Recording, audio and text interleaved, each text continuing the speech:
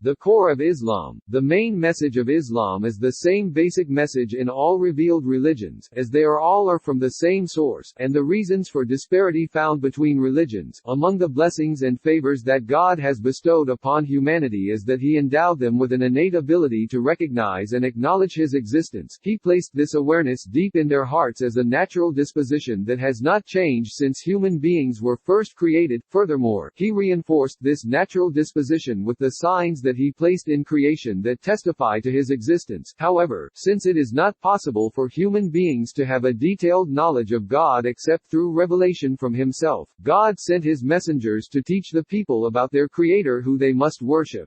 These messengers also brought with them the details of how to worship God, because such details cannot be known except by way of revelation. These two fundamentals were the most important things that the messengers of all the divine revelations brought with them from God. On this basis, all the divine revelations have had the same lofty objectives, which are, 1. To affirm the oneness of God, the praised and glorified Creator, in His essence and His attributes. 2. To affirm that God alone should be worshipped and that no other being should be worshipped along with Him or instead of Him. 3. To safeguard human welfare and oppose corruption and evil. Thus, everything that safeguards faith, life, reason, wealth and lineage are part of this human welfare that religion protects.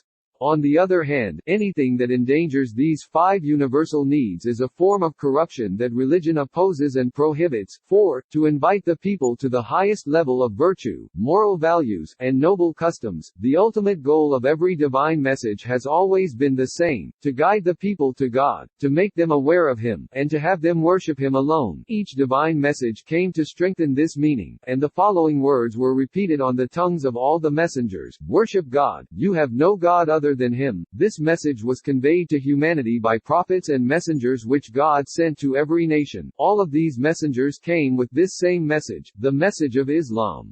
All the divine messages came to bring the life of the people into willing submission to God. For this reason, they all share the name of Islam, or submission, derived from the same word as salam, or peace, in Arabic. Islam, in this sense, was the religion of all the prophets. But why does one see different variations of the religion of God if they all emanated from the same source? The answer is twofold. The first reason is that as a result of the passage of time, and due to the fact that previous religions were not under the divine protection of God, they underwent much change and variation. As a result, we see that the fundamental truths which were brought by all messengers now differ from one religion to another, the most apparent being the strict tenet of the belief and worship of God and God alone.